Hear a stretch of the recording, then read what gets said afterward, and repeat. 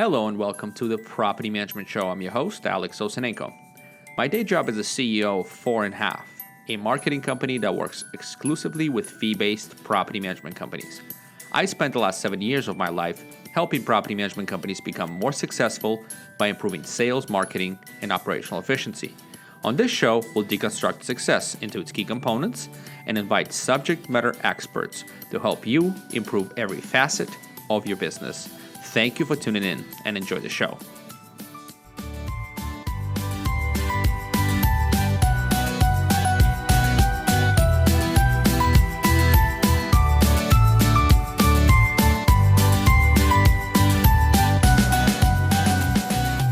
Okay, so our topic today is growing your property management business by targeting self-managing investment property owners, or what my guest Scott Brady calls the blue ocean opportunity. Scott, how are you today? I'm doing very well, thank you. Hey, thanks for sitting down to chat with me.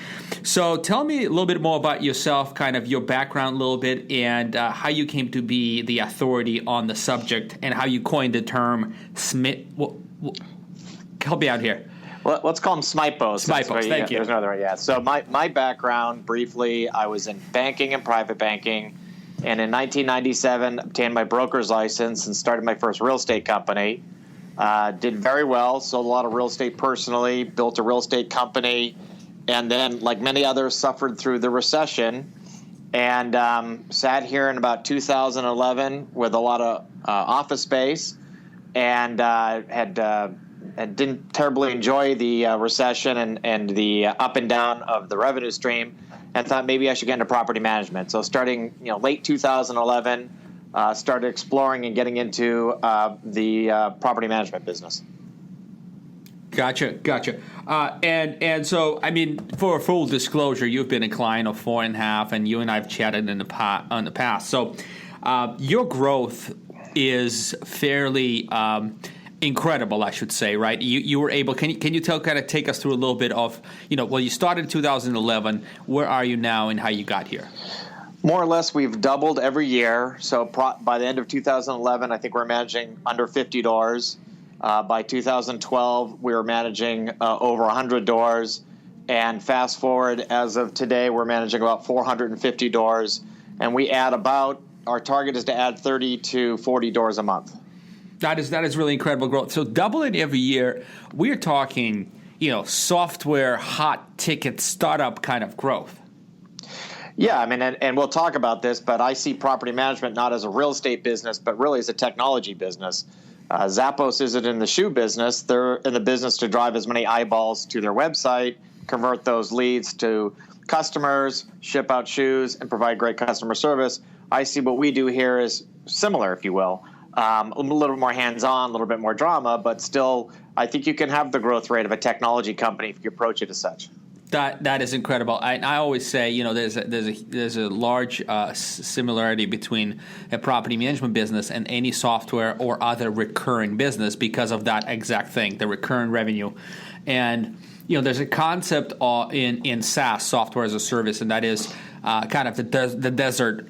You walk the desert first. Because of the recurring revenue, many property management companies, owners would kind of go through the desert of no profits, very little revenue that left at the bottom line as they go and continue to scale. But once you scale up, that recurring revenue will catch up and start essentially paying huge dividends, and now at scale you can grow even faster. I'm actually quite impressed that you were able to sustain doubling every year. And this brings me to the next question.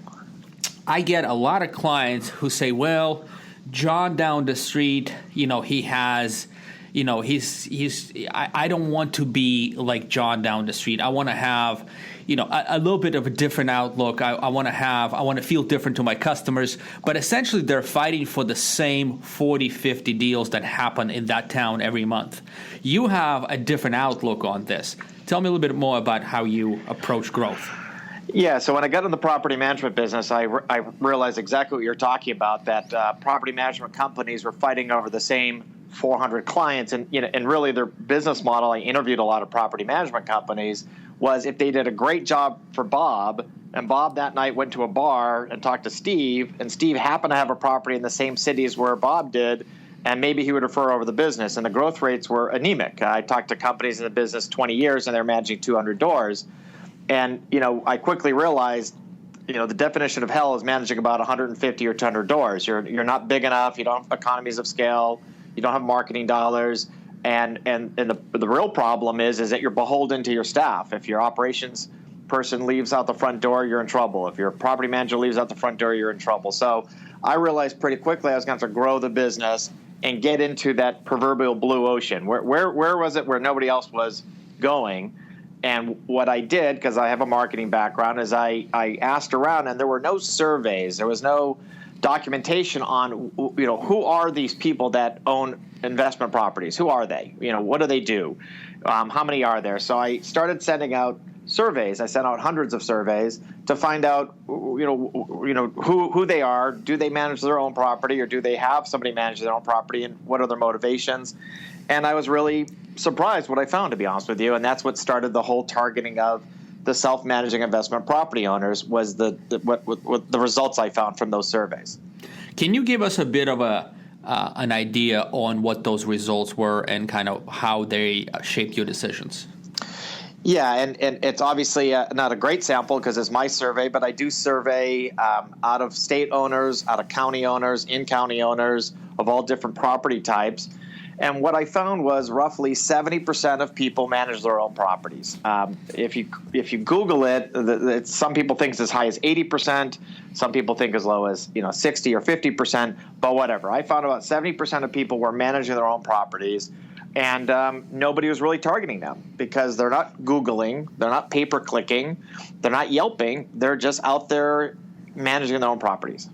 Gotcha. So these are not what we call hand raisers, right? In the lead conversion or lead generation industry, marketing industry, they don't raise their hands. So how do you make them? How do you? I guess the question is, and I bet that's part of the trick of the trade. But how do you get to those people? How do you get to the blue ocean? Well, to me, the definition of sales is that somebody has a problem and you've got a solution. Of any business I've been in, that's the people that succeed. They recognize a problem and provide a solution. What was interesting with these people, you had to make them aware that they had a problem. They didn't even think they even had a problem. And so what we found was that they were managing their own properties because they had a very negative perception of the property management business across the board. Mm-hmm. Their perception was that property management companies charged too much. They didn't care about their property. They weren't honest about their fees. They used vendors they didn't trust. And so the perception of the industry was very negative. And so that became the goal then, was to change that perception from negative to positive and to provide the solution to that problem. Because in the end, they also said they didn't like managing their own properties. They didn't like securing tenants. They didn't like enforcing the contract. They didn't like going to court for evictions. They didn't like all the things that we do, but they felt trapped. They didn't feel they had an option. And so we try to do here every day is provide that option to them. That is really eye-opening. And here's me spending the last 8 years of my life in the industry, and I can tell you a couple things. Number one is, and this what we saw as a definitive thing is the last 5 years, property management, got brave and exited the dusty back rooms of their real estate motherships, right? Yes. And when the real estate broker, put yourself in a heyday of 2007 when you're slinging, 100 homes a year. What do you care about those 50 units that your company manages? They're stuck in a dusty back room, and and there's one person managing those accounts, and who cares, right? But you're absolutely right. That built the perception, and now I'm connecting the dots, right? That kind of attitude built the perception in an investor mind that, hey, these guys are just here to sell me a house, but they're not going to do as good of a job managing. I might as well do it myself, even though it's costing me heartache and headache. But so that is it. So how are you changing those perceptions? I know you said your particular things that you surveyed about, they hate placing their tenants, they don't like this, they don't like that. But how do you make them believe that you are the one? Well, yeah. So when I decided when I interviewed all these property owners of property management companies, it was clear to me that they were stuck in the past. They weren't going to change their business model to accommodate the perception of these people. And when we talk about numbers, I think once again the SMIPOs out there, in my marketplace, which I serve more or less most of Southern California, we're talking 800,000 people managing their own property. A huge market. Let's call 300,000 are hiring property management companies. And by the way, of the 800,000, 70% of those properties are 9 units or less. So you're talking mom and pop. You're not talking big investors. So when I was able to design my website from scratch, I was able to design my marketing from scratch. And what I did was I decided that their problem was they basically had 4 issues that we had to resolve. And in no particular order, that they really had to trust you. They had a real trust issue with property management companies. And when I looked at all the websites, I could understand why. Nobody had their pricing on their websites. Nobody had their contracts on their websites. Nobody had how they did business, their fee structure. So, my opinion was you had to have value propositions. You had to offer value propositions to these people managing their own property so they felt more confident about handing off their property. And we could talk specifically what value propositions are. To me, in any industry, if you don't have a value proposition, it comes down to price. Ultimately, if everybody was charging X percent to manage properties, what's the differentiating factor? And that's your value proposition. So we created, easy exit contracts. We have performance guarantees. We have better tenant systems. We have certification plans. So all these kind of cool things, these bright, shiny lights that are, and they're true, by the way. If we don't do certain things, we pay a price. So they had to trust us, and we created value propositions that we communicate through our marketing, specifically the website and our direct mail, so that they feel like that they can trust us. And then the second thing that was really critical is they really don't believe us. They don't believe our industry. Even if you say you're going to do it, how do they know you're going to do it? And to me, that was about total transparency, which was sorely lacking in property management. And once again, and for our company, we are completely transparent. Our monthly rates, our tenant acquisition fee, we have comparison charts on our websites with other property management companies. We have a variable pricing model so they can say exactly what we're going to charge. Once again, we have the management contract on our website.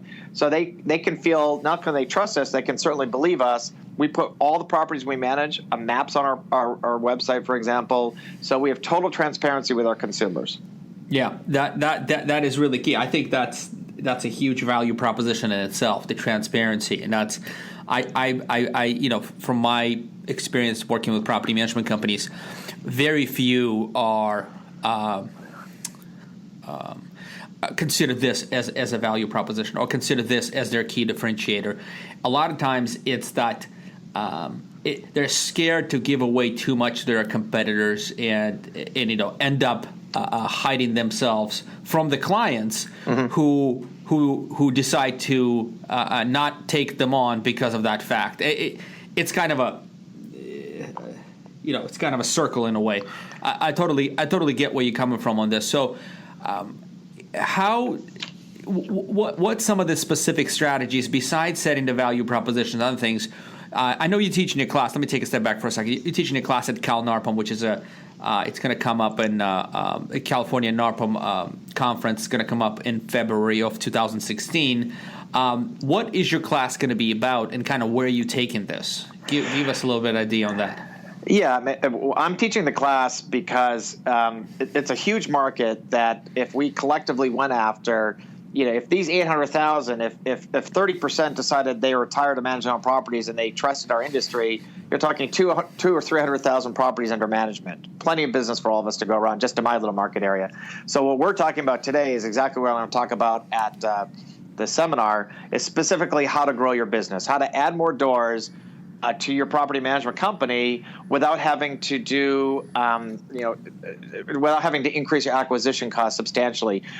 As you and I both, we both know, Google just basically shut off SEO from a lot of companies recently, and you got to go pay per click.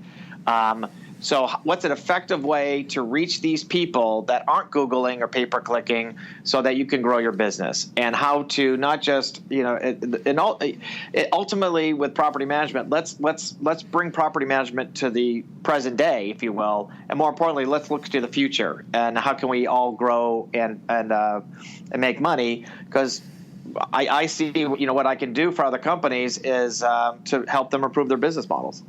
Gotcha. So over the last 4 years, 4.5 has been hard at work helping our customers create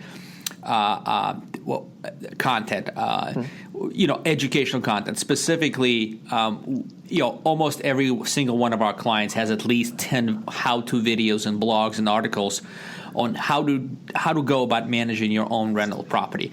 We kind of saw that right from the beginning. So in other words, even if the transparency, we can't make owners, our customers put pricing on their website, we can squeeze value propositions together in the conversations with them and then put it out on a landing page. But the content that we've created is evergreen and it's producing a lot of interest, but that interest doesn't always convert quickly, right? It takes time. It takes almost, months and sometimes years for the content to begin to trickle down to the bottom line, the bottom line dollars, bottom line dollars. And since this content mostly is evergreen, in other words, it's local, specifically, how to set up a pet policy for your Los Angeles rental property. I mean, those things are very, very particular. Do you see other uses? What other uses can our customers, I guess, come up with from that content to go after the blue ocean? So it's critical when the person managing their own property receives a direct mail from a property management company. They're going to go to your website, and when they go to their website, they just don't want to see value propositions and see your pricing. They want to feel comfortable with you as a company, as an owner in particular, because for a lot of these people, they own one or two investment properties. This is effectively their retirement. This is their in most cases, this is their greatest financial investment. So we certainly use 4.5 because it puts a face onto our company and gives them content. You want them on your website. When I first got in this business, before I had figured all this out, people would call here and want to talk about what our property management company did, and you could be on the phone 2 or 3 hours with somebody going over all the ins and outs of property management. What do we do? How do we do it? What happens if this happens? What happens if that? So instead of that, I want them to go to my website, and I want them to be there 1 or 2 hours going through all the content, all the different things there, all the transparency, the value propositions, the blogs, the videos, all that stuff. So when they call here, I don't have professional salespeople pick up the phone. My property managers pick up the phone, and they're not convincing them to use our company. They're just confirming what they saw on the website. So for us, the lead conversion is very quick. Once they call here, for the most part, they're signing up and using our services. Our lead conversion rate runs about 80%. That is amazing. To be honest with you, that is one of the best indicators of the quality and the marketing at work. There's nothing like it. I see people doing maybe 40-50% conversion rates, but 80 is real significant, especially if you don't have professional sales staff answering the phone. So this is really a 180 from just about every other company or business, property management owner I speak with.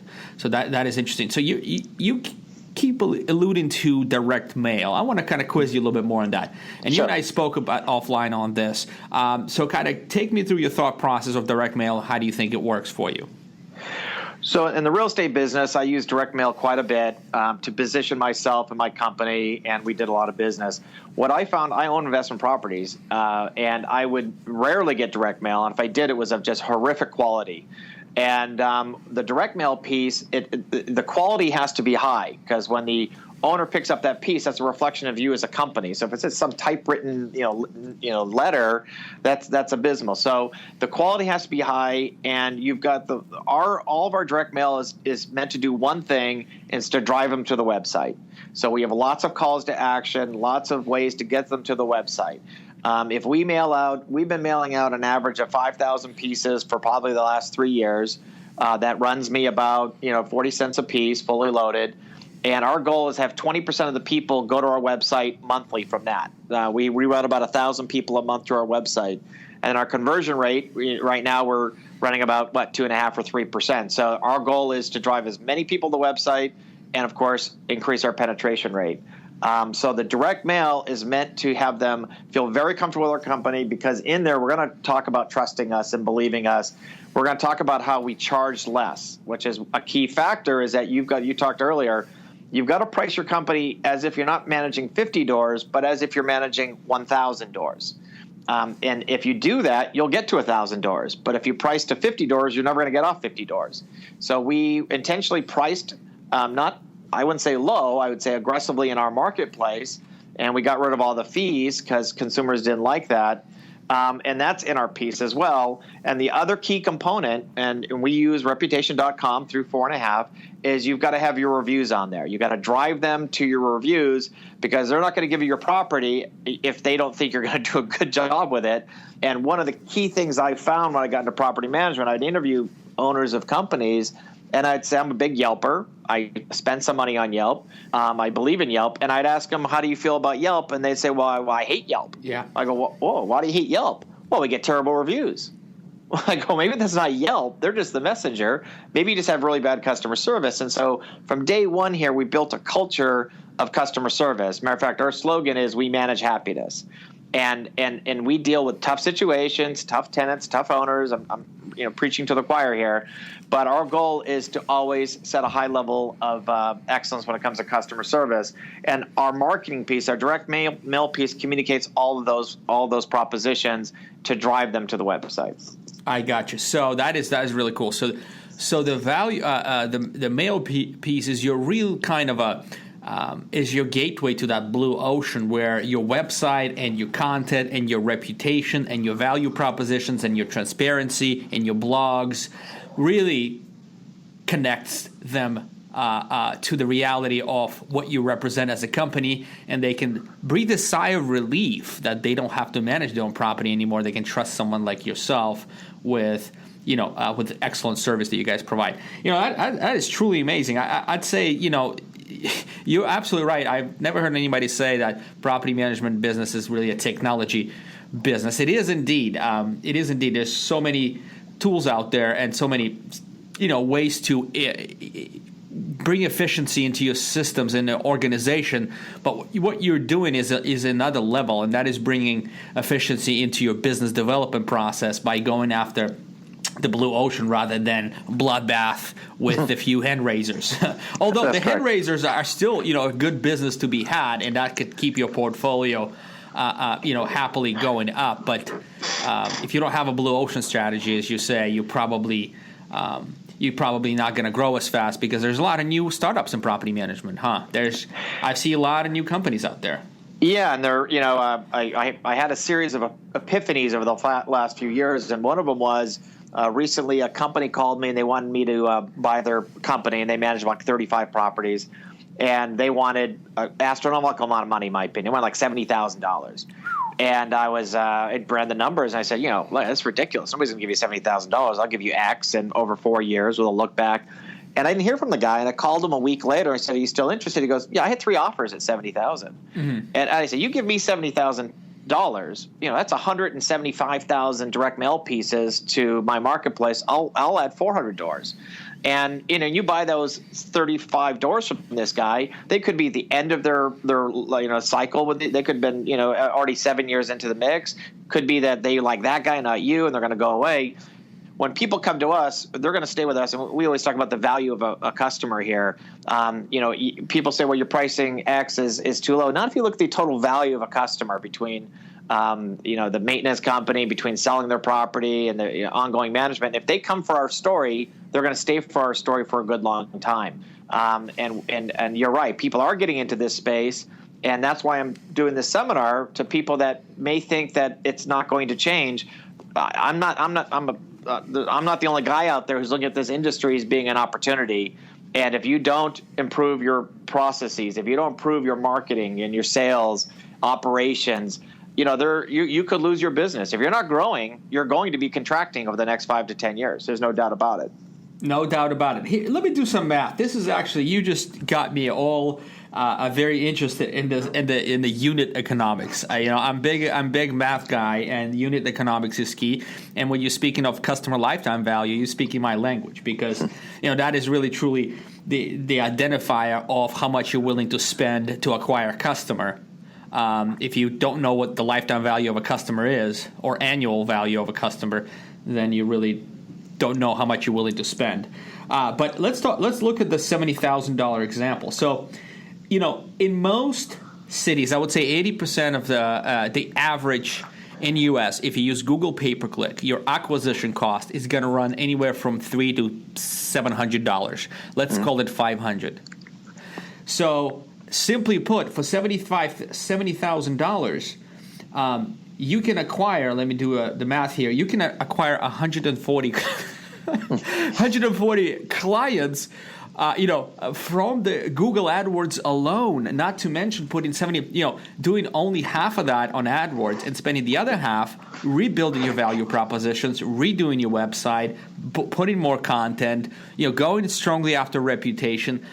I mean, my first blog, I don't know if you listened to it, my first podcast was interviewing Mike Catalano on buying or selling a management company. And it always baffles me. It baffles me this, Scott. The cost to acquire each property is about $1,000 at least. It's $1,000 to, as in your case, $2,000 or $3,000 per property when you buy a company. Mm-hmm. Yes, correct. Why pay that? I mean, Here's why. And that's what I discovered is, if I handed, 90% of the property management companies $30,000 and said, here, go spend this and go grow your company, I believe 90% would not know what to do. They don't know how to spend the money. They don't know how to spend it effectively, at least. And buying a company is the path of least resistance. It's easy. It's kind of a no-brainer. And so I think what we've got here, because our acquisition cost runs $200 to $250, and so to me, it's an industry that doesn't know how to grow their companies, and that's why obviously I've given the seminar. And more importantly, they're pursuing the wrong client. They're doing no offense to all property management, they're doing the lead generators that charge you $50 a pop, and there's no guarantee you're going to convert that lead. They are afraid to do Google because you spend the money, and there's no guarantee you're going to get the lead. And I'm trying to tell them that I guarantee you, if you can't send the direct mail piece out, as without having the infrastructure. You send out a direct mail piece saying, and you don't have great customer service, and you don't have good operations, and you don't have transparency, and you don't have value proposition, well, you're wasting your money. You might as well just flush it down the toilet. But if you build it right and then send out the right marketing message via pay-per-click or direct mail or whatever works for you, then you can grow your company as fast, as big as you want, depending on how much money you want to spend. Yeah, I am with you 100%. But there's a huge discrepancy between buying a company and acquiring a customer via the pay-per-click method. But you're right. I think you gave me a good answer. I think it's just, and it's not necessarily their fault. I can't put them at fault here because these are small business owners, and marketing is such riddled. Marketing is riddled with potentially costly mistakes, right? Yes. You can bring somebody on full time, in your office, and you still no guarantees for anything that they know anything what they're doing. They seem to know what they're doing, but they won't necessarily, right? You can hire a company outside, no guarantee and results. I could see why people will fall back into buying a company, because at least if they spend $1,000, $2,000 per account, they get the account. But that account could be at the end of its life cycle. You're right. Exactly. This what really gets me, because they don't know what path on that life cycle value you get in that door in, right? That door could be halfway through it. It could be towards the end. It could be towards the beginning. That's a gamble too. And the difference between the real estate business and the property management business, in my opinion, is that in the real estate business, there's all kinds of people out there, 20 or 30 of them, who will tell you how to grow your business, who will help your realtors increase their business. There's a great guy by the name of Tom Ferry. He's got 20,000 people that pay him $2,000 a month, and he tells all of them the same stuff. But if you do it, you'll get rich in real estate, by the way. And when I got into property management, I was kind of shocked that there's nobody out there knocking on my door to say, Scott, do you want to learn how to do this properly? Do you want to make sure to get it right day one before you waste money on doing the wrong things. So I had to learn, unfortunately, through trial and error and build it. Everything I've done, I had to do myself because there was anything out there. And I think there's an opportunity for me, at least, to go out there and be the conduit to the 4.5s, to the Reputation.coms, to the Lead Simples, to the direct mail piece, so that they can do it well day one and not make mistakes. And the biggest mistake you can make, in my opinion, is stay at 100 or 200 or 300 doors. That's the wrong place to be. You're on the wrong side of the equation as companies like mine come down the pike. And I'm more than happy to help those companies to get there and go after the blue ocean where you're swimming by yourself out there right now. Yeah, I got you, Scott. Well, this was an invigorating topic, and I really appreciate you taking the time to out of your busy day to speak with me today. Tell people how they can find you. Besides coming, and by the way, we do encourage everybody to attend the California NARPM chapter, California State NARPM chapter conference in February. And by the way, you can go to calnarpm.org and get information there. But Scott, how do people find you if they want to get a hold of you? Yeah, so we're currently building a site with modules in it. And it's going to be addmoredoors.com, addmoredoors.com. It's not up yet. My website, I have no problem people going to my website and taking a look and seeing what we're doing. I'm totally transparent with other property management companies as well. And my company's name is Progressive Property Management, Inc. And the website is propropinc.com, propropinc.com. And like I said, if people are interested, then we'll have a program set up so that I will meet with them. And if they want to do what we've done, we're sort of the role model, then I will show you. I'll give them the keys to the castle, and it will be a low fee to do so. But if they're interested, just to start reaching out. But like I said, that website won't be built to pretty much right when we get to the conference. It should be done by then. But more than happy to take those inquiries and start that dialogue with people. And once again, I'm not doing it all by myself. I'm going to use the good folks at 4.5 and Lead Simple, Reputation.com, and Appfolio. We use Appfolio because you need all the tools in your toolbox in order to do this properly. Gotcha, Scott. Well, thank you, very kind. Of course, I'm Alex with 4.5.com. We do, as you probably gathered, marketing for property management companies. Scott, it was a real pleasure speaking with you, and we'll hope to have you on the show again. Thank you. I look forward to it. Thank you, Alex. All right, bye-bye. Bye.